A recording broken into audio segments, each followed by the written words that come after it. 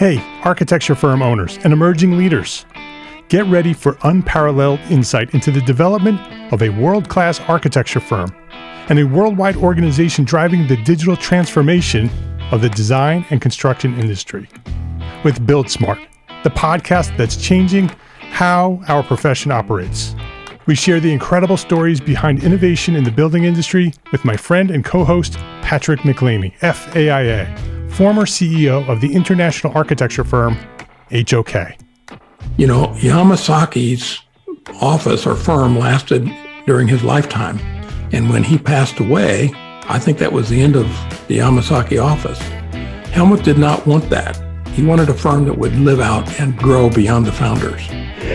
In Season 1, discover the untold stories behind HOK's meteoric rise, from 150 employees in St. Louis to a powerhouse with over 1,900 staff members and 27 offices worldwide. You know, they weren't as polite as the Kojima people.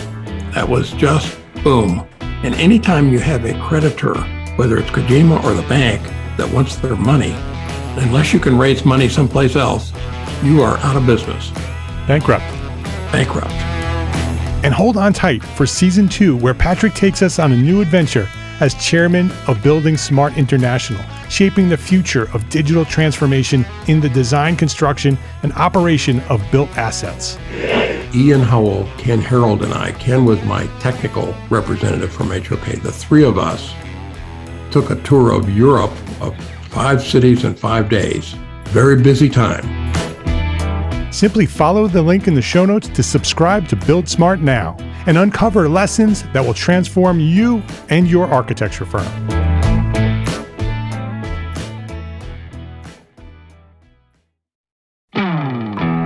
Hey, architecture firm owners and emerging leaders. Get ready for unparalleled insight into the development of a world-class architecture firm and a worldwide organization driving the digital transformation of the design and construction industry. With Build Smart, the podcast that's changing how our profession operates. We share the incredible stories behind innovation in the building industry with my friend and co-host, Patrick McLamey, FAIA, former CEO of the international architecture firm, HOK. You know, Yamasaki's office or firm lasted during his lifetime.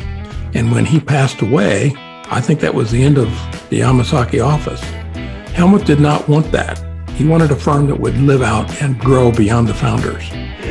In Season 1, discover the untold stories behind HOK's meteoric rise, from 150 employees in St. Louis to a powerhouse with over 1,900 staff members and 27 offices worldwide. You know, they weren't as polite as the Kojima people. That was just boom. And anytime you have a creditor, whether it's Kojima or the bank, that wants their money, unless you can raise money someplace else, you are out of business. Bankrupt. And hold on tight for Season 2, where Patrick takes us on a new adventure as chairman of Building Smart International, shaping the future of digital transformation in the design, construction, and operation of built assets. Ian Howell, Ken Harold, and I, Ken was my technical representative from HOK. The three of us took a tour of Europe of 5 cities in 5 days. Very busy time. Simply follow the link in the show notes to subscribe to Build Smart now and uncover lessons that will transform you and your architecture firm.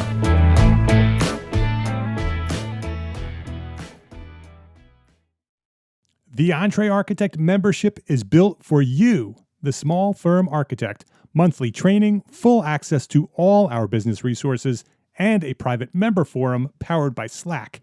Come build a better business with hundreds of your fellow entrepreneur architects and me at EntreArchitect membership. Learn more at EntreArchitect.com. My name is Mark R. LePage, and you are listening to EntreArchitect podcast, where I speak with inspiring, passionate people who share their knowledge and expertise, all to help you build a better business as a small firm entrepreneur architect.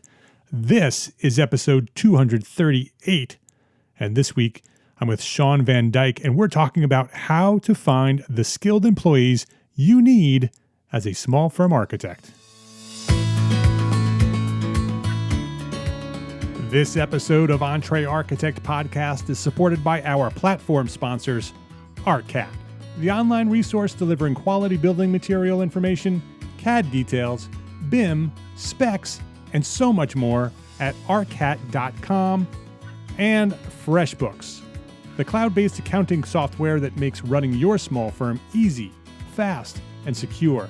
Spend less time on accounting and more time doing the work that you love. Shawn VanDyke, welcome to EntreArchitect podcast. Hey, Mark, it is great to be here. I'm so excited that we finally got a chance to sit down in front of these microphones and chat a little bit. Yeah, I think this is going to be fun. We chatted a little bit before we hit record, and we have a lot in common, and this is going to be a fun conversation, I think. So before we do that, let me introduce you to our audience here. Shawn VanDyke is a construction industry business coach, mentor, and speaker. His mission is to change the way the world views trades, which I think we can help him with, seeing that we're architects, and might be able to do a little bit to help him do that. Shawn provides construction business owners the operational systems and leadership strategies they need to build a profitable construction business prepared for sustainable growth. His 20 years of experience owning and operating businesses in the construction industry has equipped him with the information and knowledge to develop these programs and training systems. Shawn's a Fine Home Building magazine brand ambassador, which is where I discovered you. Actually, a friend of mine, actually a member inside our EntreArchitect membership, Dawn Zuber, found you, actually saw the article, sent it over to me. I read it. I'm like, I have to have Shawn on the podcast. Got to talk to this guy. He's talking our language. So here you are. You also contribute to the Journal of Light Construction, one of my favorite journals.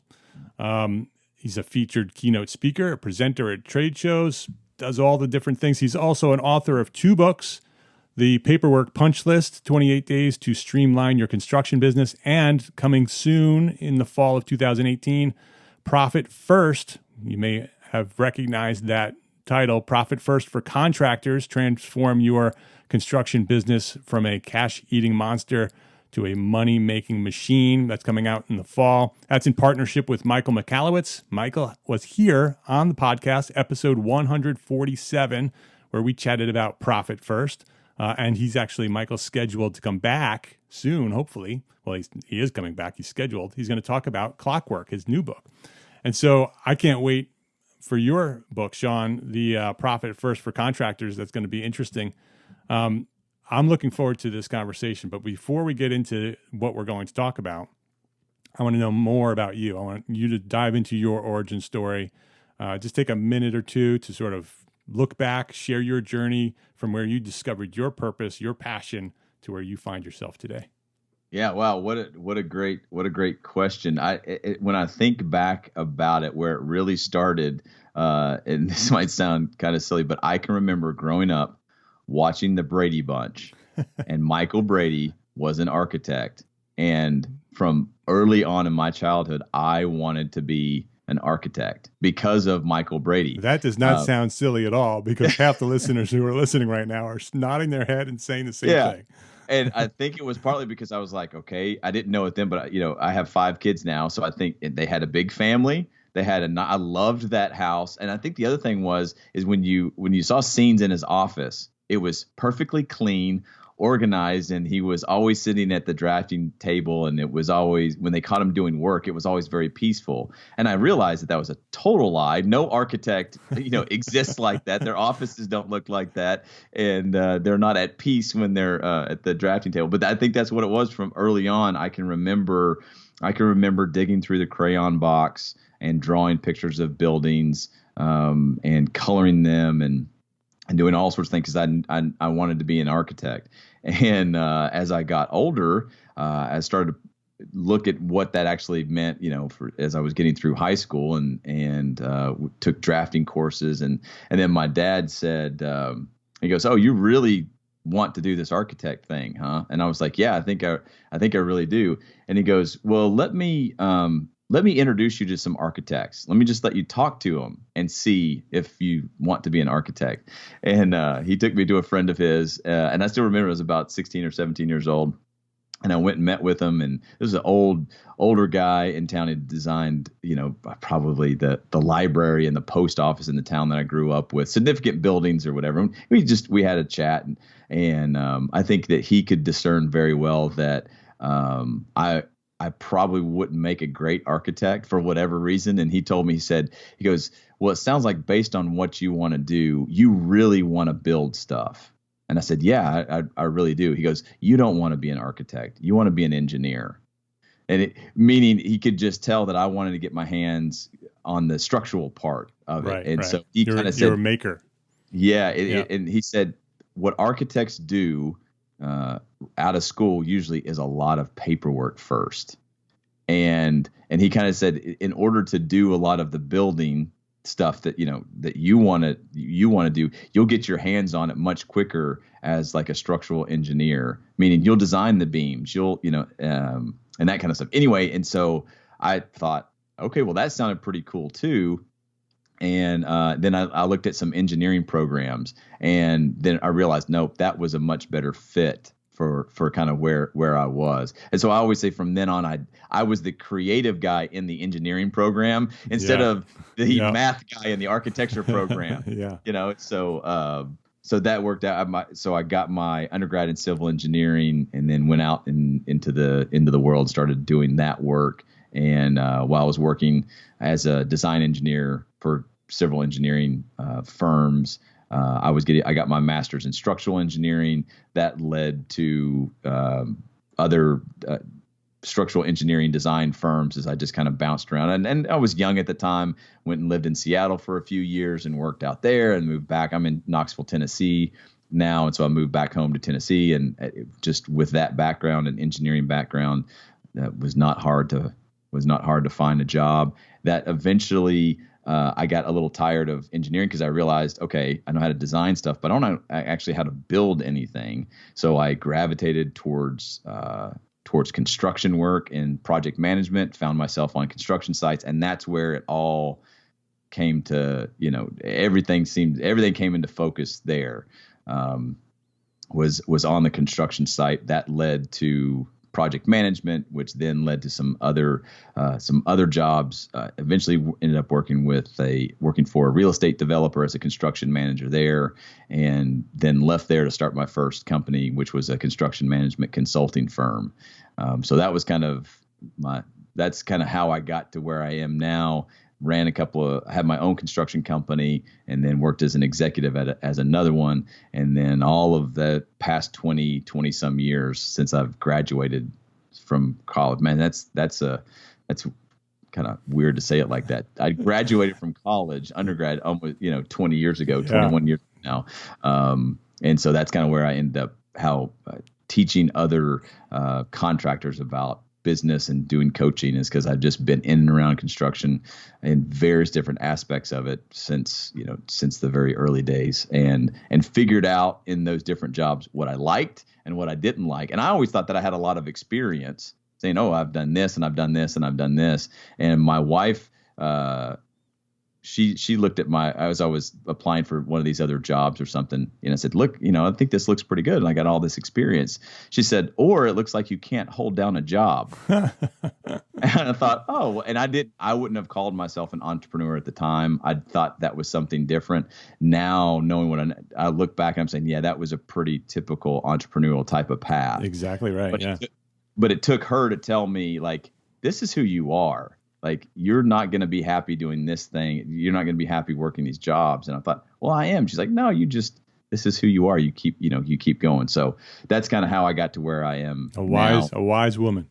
Yes, very much so. The only mistake she's really made is just saying yes to me. Other than that, she's made very good decisions.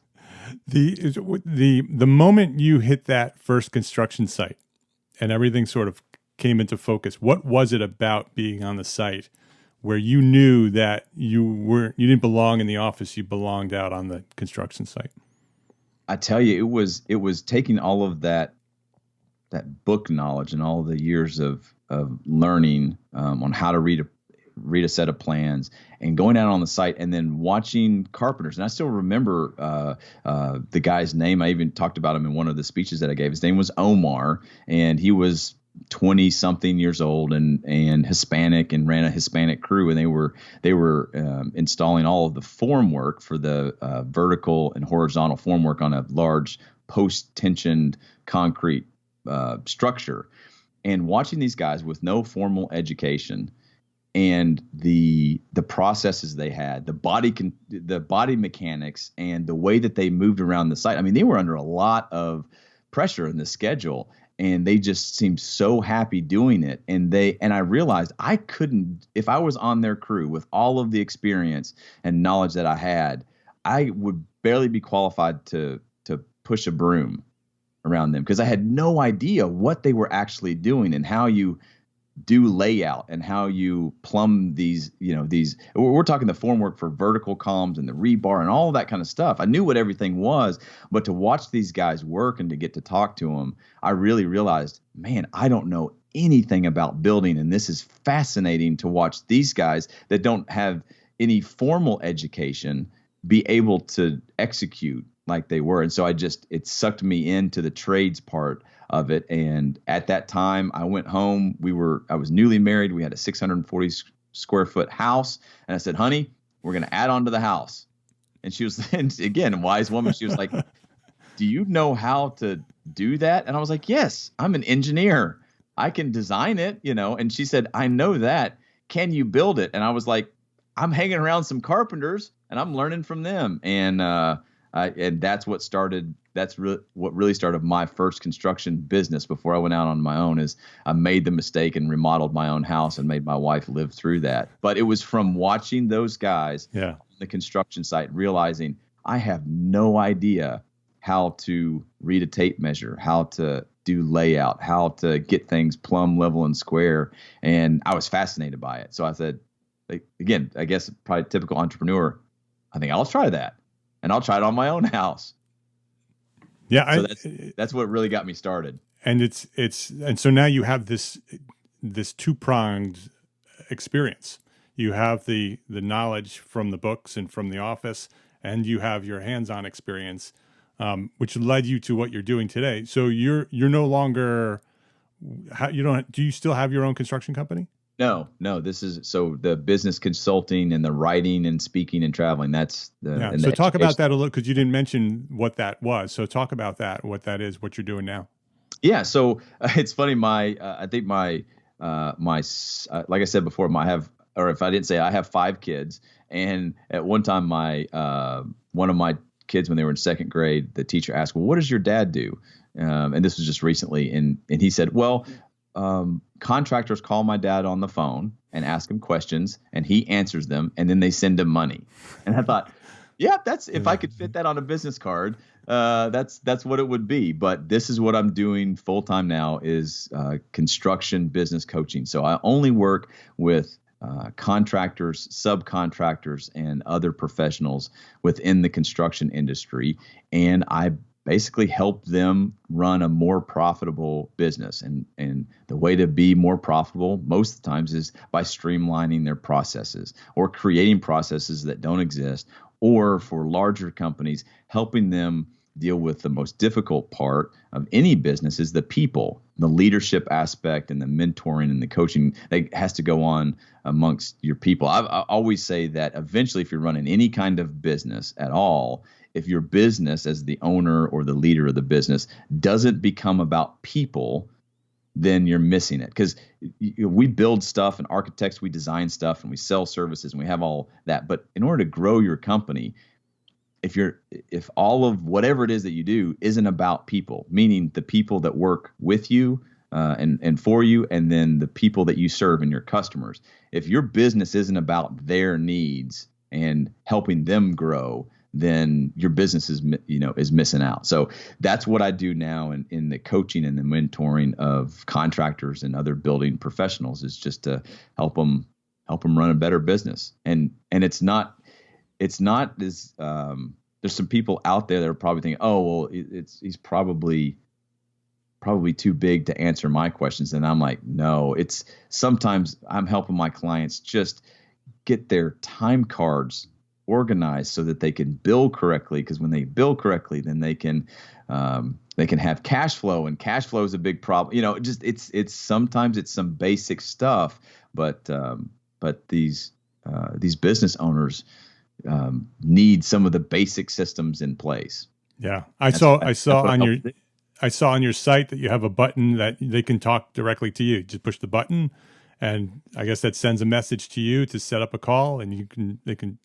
Yeah. So my business has really taken off in the past couple of years that I've been doing this. And so, now that you can go to ShawnVanDyke.com/apply.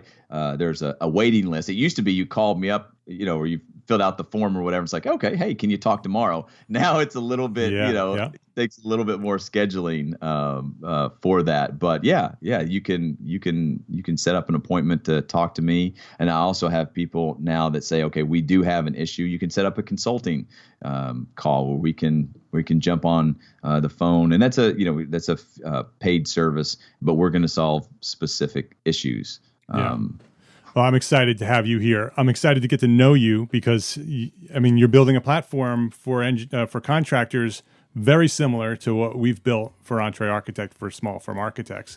Mm-hmm. And so I think we can work together to sort of help the industry from the bottom up and build a better industry for all of us. Absolutely. So I'm hoping that we can continue this conversation beyond this podcast.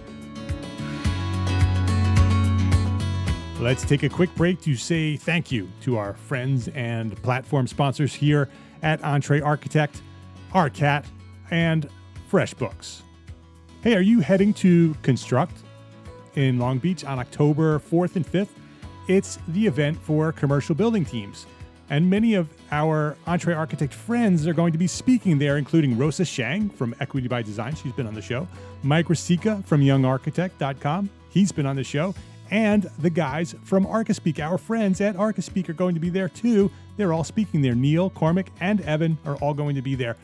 If you will be attending Construct, go say hi to our friends and then head over to booth 523. Remember that number, 523, and visit the team at ARCAT, because ARCAT is going to be there too. At booth 523, you'll learn how ARCAT can save you time and money finding the resources AEC professionals need, including quality building material information, CAD details, BIM specs, and so much more. And don't forget Charette from ARCAT, which will keep you organized and will help you promote your firm and your services. And as always, everything at ARCAT is free to use.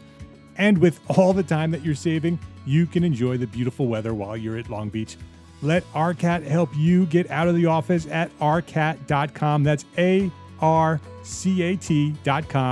ARCAT.com, ARCAT.com, and check them out at booth 523 and tell them that EntreArchitect sent you.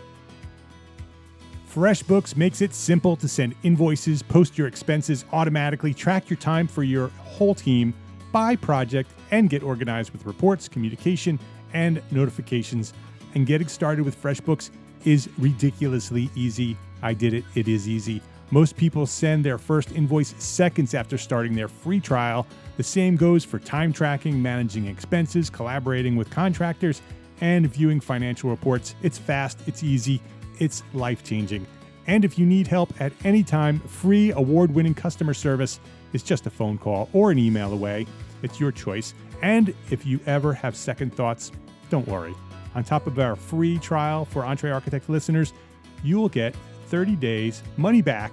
It's a guarantee, so you don't ever have to worry about choosing FreshBooks. So give it a try. It's free for 30 days. Just visit EntreArchitect.com/FreshBooks and then let them know that we sent you by sharing EntreArchitect in the How Did You Hear About Us section. That's EntreArchitect.com/FreshBooks to access your free, unlimited 30-day trial. ARCAT and FreshBooks. Please visit our platform sponsors today and thank them for supporting you, the EntreArchitect community. What I want to talk about today is the team, are the people that you're talking about.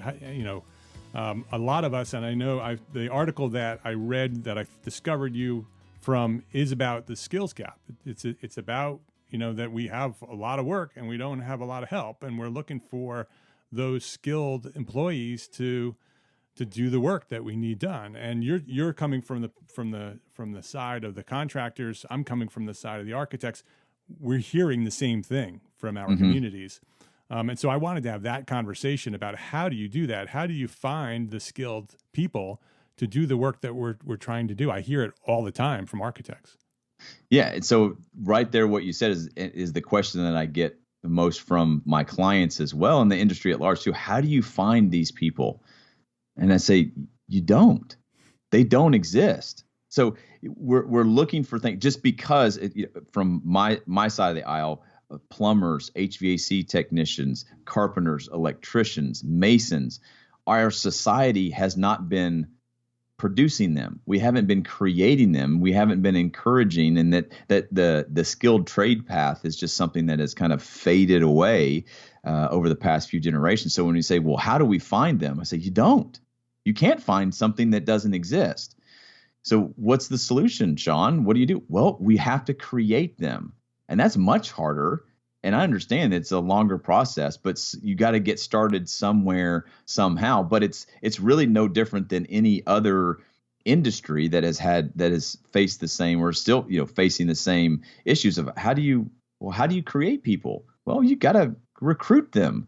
You've got to give them reasons why working for you, take the skilled trade part out of it, just any business, you've got to give people reasons why working for you is going to improve their future, and give them a reason to want to work for you. So what are the benefits? And I'm not talking traditional benefits of health benefit. I'm talking about, how does my life get better by working for your firm or for you as a contractor? And in this day and age, especially when younger generations are encouraged that college is the only answer, and that none of them that think that they want to be in the trades, or that a career in the trades is even a lucrative career, then part of closing your own skills gap is recruiting. Meaning sometimes you got to go steal somebody. Now, I know that sounds bad, but think about like a professional ball team.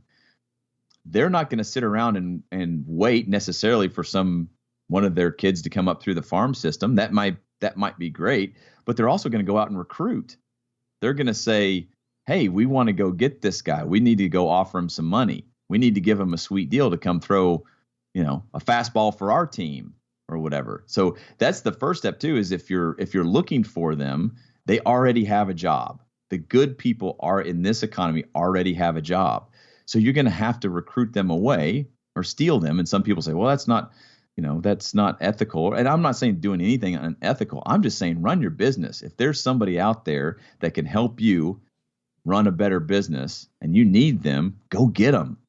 But if they've already got a good job, you're going to have to sweeten the deal a little bit. So that would be the first step, right? So if you're looking for a position to fill, and there aren't many out there, go find the few that are out there and see if you can create a better opportunity for them at your firm or your company. So recruit, yeah. Recruit is the first step, and where you go look to where these people would be, and they probably already have jobs. But it's not necessarily a money thing. The Gallup folks have been doing a survey of employee engagement for at least 5 or 6 years now, I think. And they have shown, I forget what the statistics are. It's somewhere up to they show that 67%, and this is across all employers, all industries in the United States, but 67% of employees in the United States are not engaged in their job. I think the statistics are something like 11% are actively disengaged, and 50 some percent, whatever the difference is there, are disengaged, meaning they're not, they're just showing up and getting a paycheck. Yeah. 11%. And I'll probably have those numbers wrong, but somewhere around 11, 12% are actively disengaged, meaning they're actively doing things to detract from the workplace or whatever. Anyway, that's what I'm saying is go out and recruiting people 67%, 2/3 of them, most likely you're going to find someone that is not happy with their job. If you can figure out what that one, and as you've probably talked about on the podcast before, it's not necessarily money. It's because their boss is a jerk. He or she is not a good leader. There's not a good culture. They're being overworked, or they have no idea what's required of them or where they're going to be. So recruiting these people won't necessarily mean that you got to throw a bunch more money at them. Sure, that could be one part of it. You just need to offer them a better, more stable place where they can, when they go home at night, they're not required to answer emails or to think about work or whatever. And so the same thing applies. So it starts, first step is to recruit. Yeah. And flex, a couple of others is flexible hours to be able to work on your time when you want. Possible remote situation where they can work from home or from a different office and work for you. That's very easy for architects to do. We do it with our firm, and a lot of our members are doing that now. That's a transition that's happening in the profession. It's happening all over the world, but it's happening in the architecture profession for sure.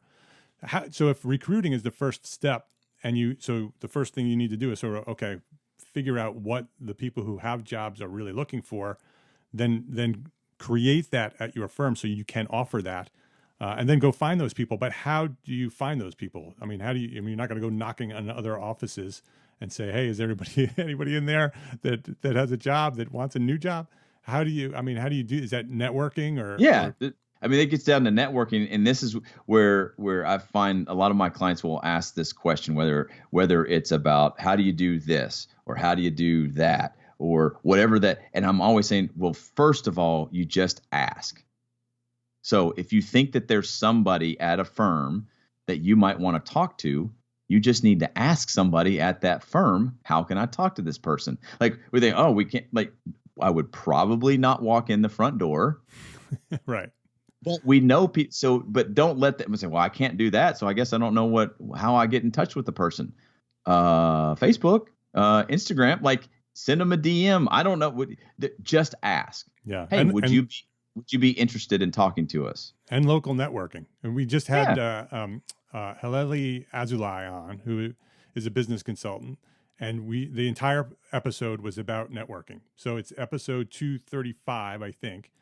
Just go check that out. EntreArchitect.com/episode 235. And listen to that. And that will teach you how to network. And that network will then, you'll be able to hit your network and say, hey, I'm looking for this type of person. Who do you know?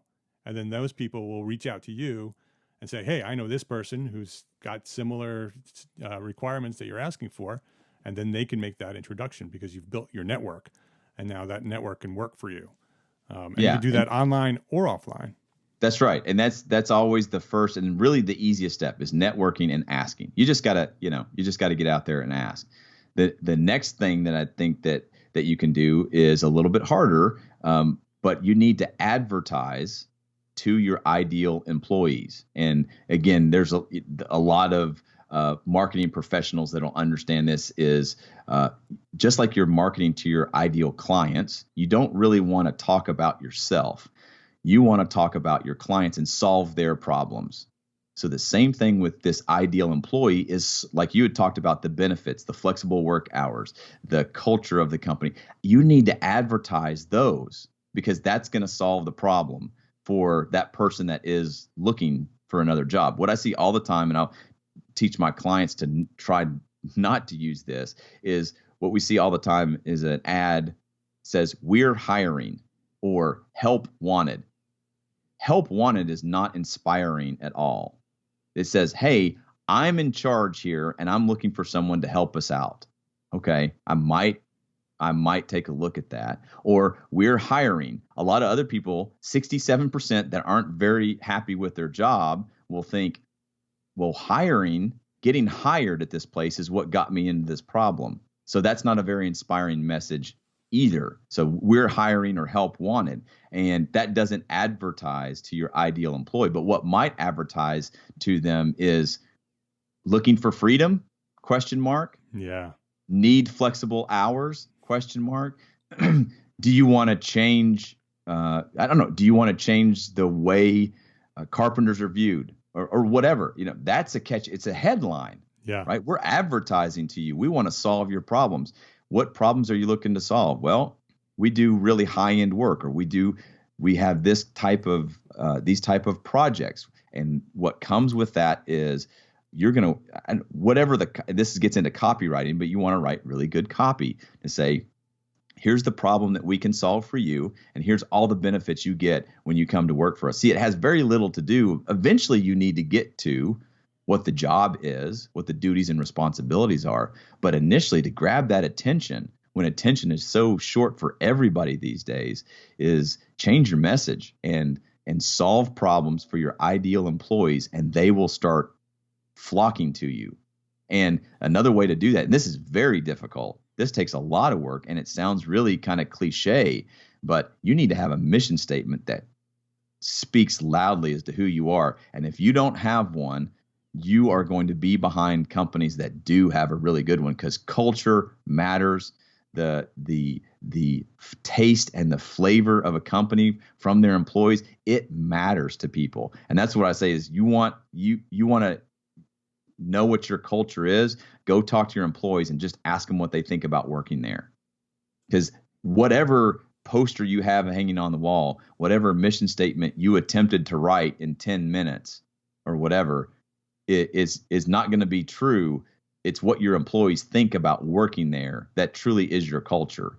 And if the other problem is if you're the owner and you go ask people what it's like to work there, they're probably not going to tell you the truth, because you're the owner. The air tastes different when the owner's in the room. Yeah. And so it's a lot of hard work, but when you can get that figured out, you can bring your team together. You know what the mission statement is. You can advertise that mission statement. And I've seen it happen. I've seen it good mission statements attract good people, because they're not different for the sake of being different.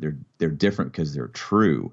And when they encounter your website, they meet one of your employees and they interact with this mission statement that they've seen, and they see consistency there. That's very, very attractive, because a lot of people are suffering working jobs where it's just not consistent. They're walking into landmines every day and they don't know what they're going to get hit with. And so having a mission statement along with the culture and some employees that all are on the same page it's refreshing. Yeah, they hear about mission statements and business plans from me all the time, our listeners, and so that's another reason to have a strong culture, a strong mission plan, because you can use that for recruiting.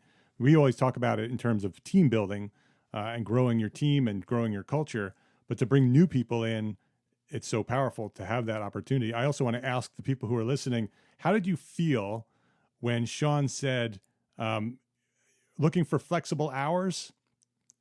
What was the actual feeling that went through your body when you heard him say that, as opposed to help wanted or we're hiring? Because when he said that, I had a feeling in me. It just made me feel better. It made me feel like I wanted to be part of that environment. And so that's a great idea and a great suggestion. Yeah, we see that in advertising all of the time. And you want to attract really great people, go look at some really big brands and look at how they advertise their product. And they're asking questions, and the question they're asking is in their customers' heads, right? That's what they're at, because that's the way we're thinking. So you got to identify with this ideal employee for that position or whatever you're looking for. And I think you identify, there's nothing, I didn't make this up. It's just from studying marketing and applying it, to this sort of thing. Because I saw a gap there in the way that people were doing that, and it's been effective. So it's just asking that question that your ideal employee is going to have and solving that problem. Right. We've heard what you're talking about. We've heard it before in terms of marketing to our clients, but we haven't heard it in terms of marketing to our potential employees. It's a great idea. It's basically talking about benefits rather than features. It's not about 40 hours sitting in a chair working on a computer. That's a feature. That's what the job is. That's the role and responsibility. The benefit is work when you want to work from home.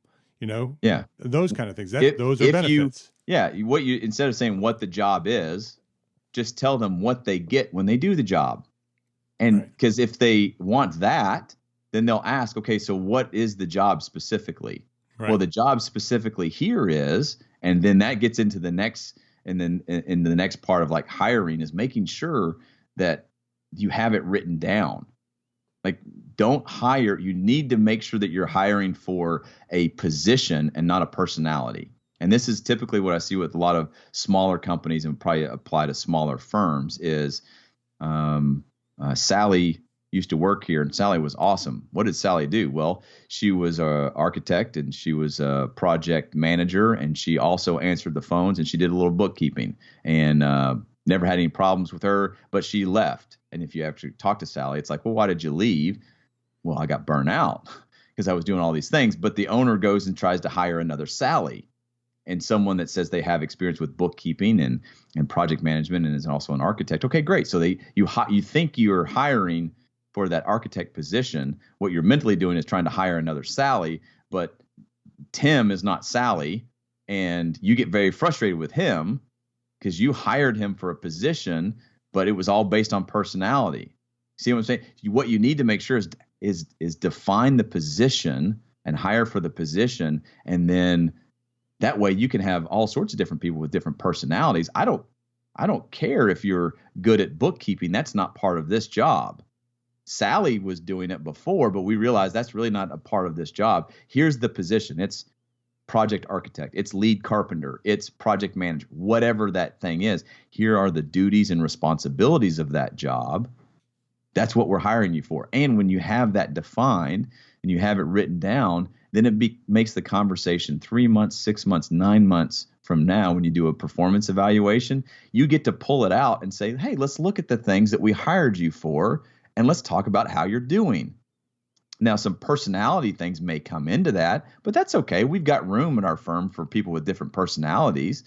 Or you might evaluate someone and say, your personality is affecting your performance on this duty of your job. Let's talk about how we can maybe, for me, I'm a very direct person. I've had conversations with owners that said, you're great when it comes to the numbers, but people are scared of you. That's a personality thing. You need to learn how to present the numbers where you're not so intimidating. And I realized, there's room for personalities in a lot of positions. But if I failed to do the numbers part of my job, then I could get fired because I'm not doing my job.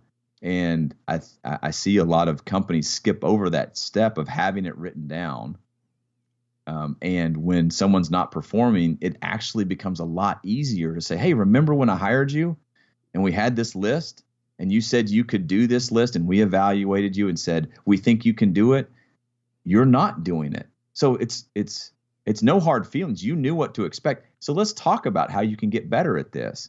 And if you can't do it within the next time frame, then we have to have a very difficult conversation, because you can't work here or you can't do this job.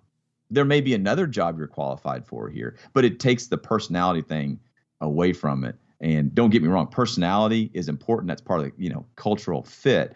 But before you get there, you got to make sure, are they competent, right? I think the competence comes first. The chemistry comes second.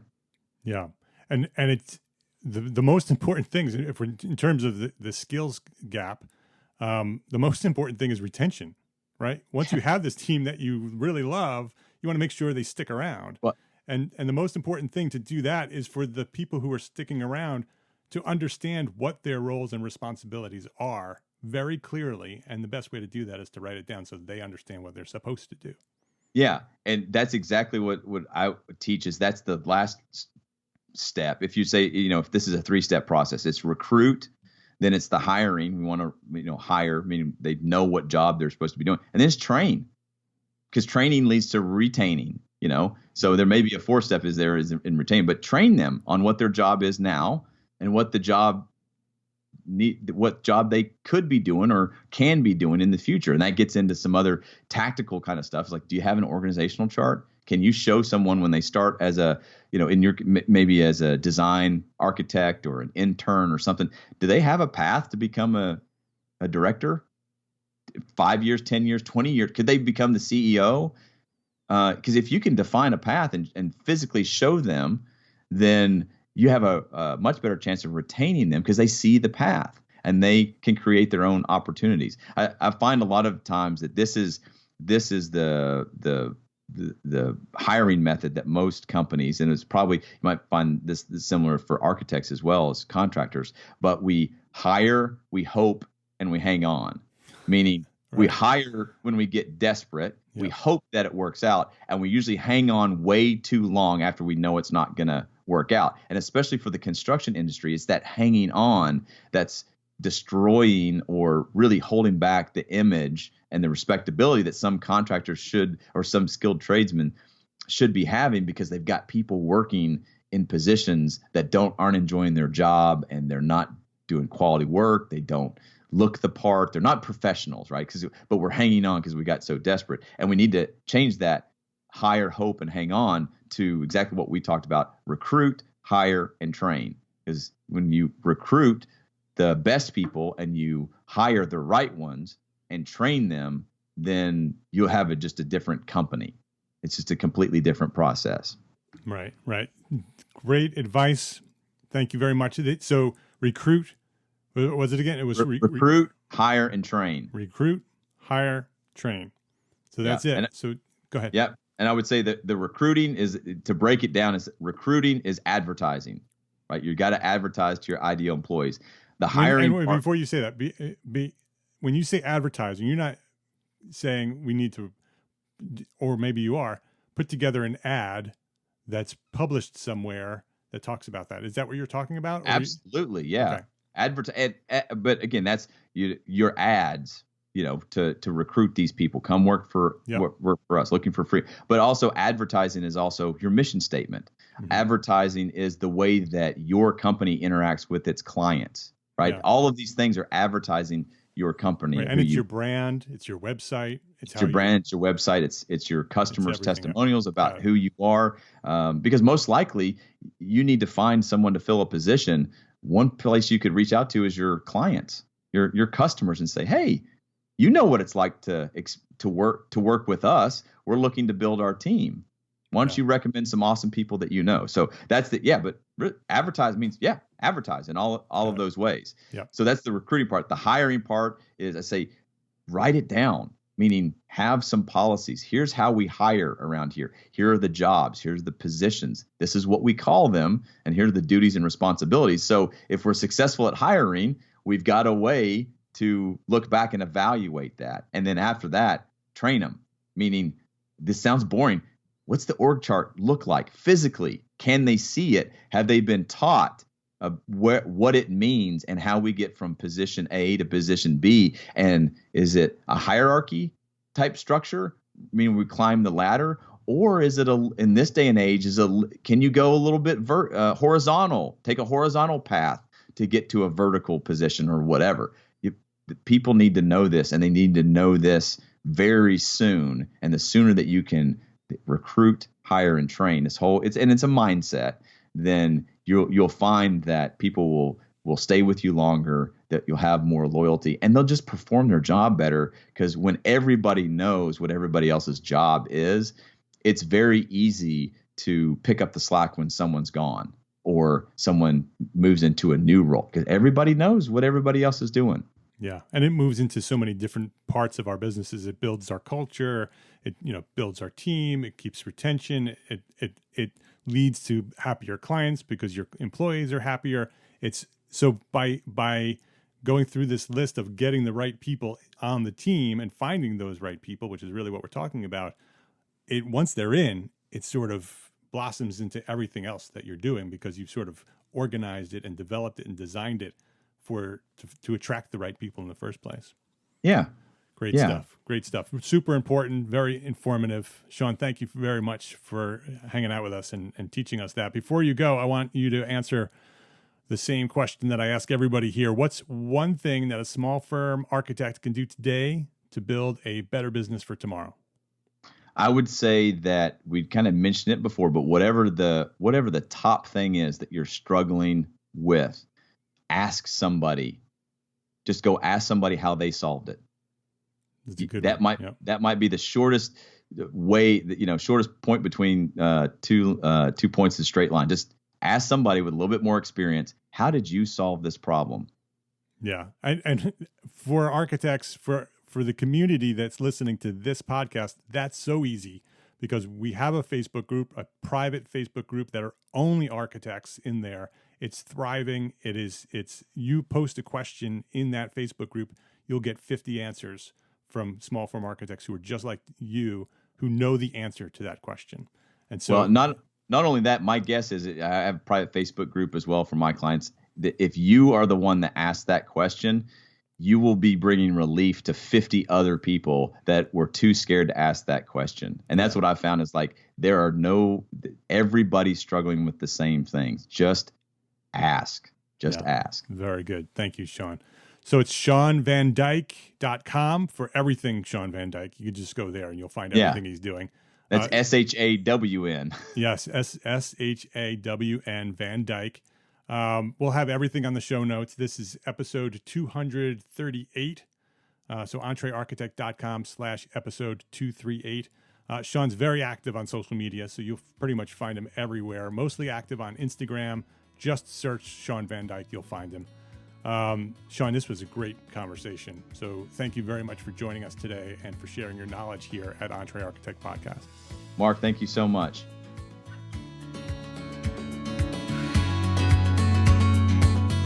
Okay, this is episode 238. So that's the link to share, EntreArchitect.com/episode 238. You know the deal. Go share it with a friend. Put it on Twitter. Put it on Facebook. Put it on LinkedIn. Go send it by email to a friend, EntreArchitect.com/episode 238. Please do that. That's how we're getting the message out about EntreArchitect Podcast and what we're doing here. I think every month we get better and better, and bigger, and more people know about us.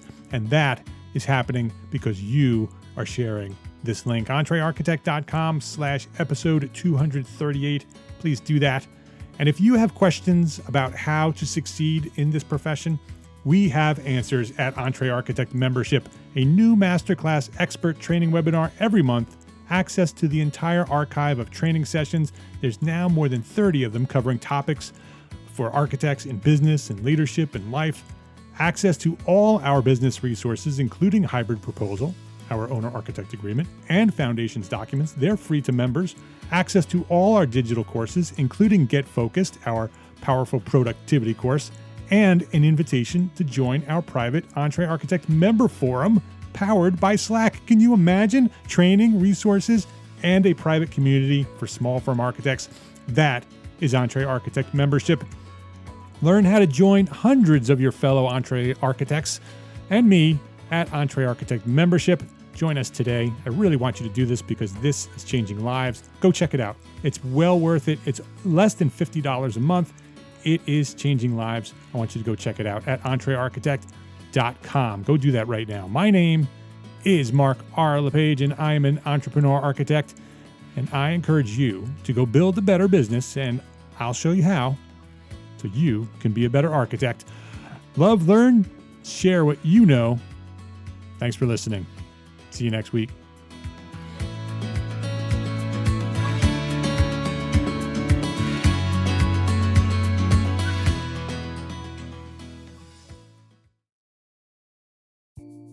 Imagine earning continuing education credits while doing exactly what you're doing right now. Well, you can. Gable Media has revolutionized the way you earn your continuing education credits with a groundbreaking approach. Forget running around town and scouring the internet for credit-worthy courses. Fulfill your CE requirements effortlessly by listening to engaging podcasts just like the one you're listening to now. Our podcasts are designed to educate, entertain, and inspire, all in a user-friendly environment. But wait, there's more. Architects, Gable Media is also approved as an AIA continuing education services provider. Upon completion, we handle everything, from reporting your hours directly to the AIA to storing your certificates in your personal Gable Media profile for your self-reporting needs. So follow the link in the show notes and start earning your credits in the most innovative and entertaining way possible with Gable Media. Attention architects and creative minds. Get ready to supercharge your brand with Build Your Brand, the podcast that's unlocking the secrets of branding success for creatives. Hey there, it's Mark Arlepage, founder of EntreArchitect, and I'm inviting you to join my friend, architect marketing expert Jeff Eccles at Build Your Brand podcast, where he explores the captivating stories of the world's top brands and transforms their lessons into powerful moves for small firm architects and creatives like you. In Season 1, Jeff shares the thrilling tale of Southwest Airlines, where he dissects their journey to the summit and distills it into strategies tailor-made for you. It's important to keep in mind that companies like Southwest compete in the real world, just like you, and face real-world challenges, just like you. You might be surprised at how similar those challenges are to the struggles that you grapple with on a day-to-day basis. Don't miss out on your blueprint for success. Subscribe, tune in, and let's build your brand together. You may have noticed that the very best brands in the world are also known for having somewhat unique corporate cultures. That's often the glue that holds everything together when they encounter those rough spots. We don't do it because it inconveniences the passengers to whom we are primarily dedicated, the short haul, frequent flyer. Follow the link in the show notes to subscribe to Build Your Brand today. Remember, no matter the size, the journey's the same. Your brand's journey to the top starts here.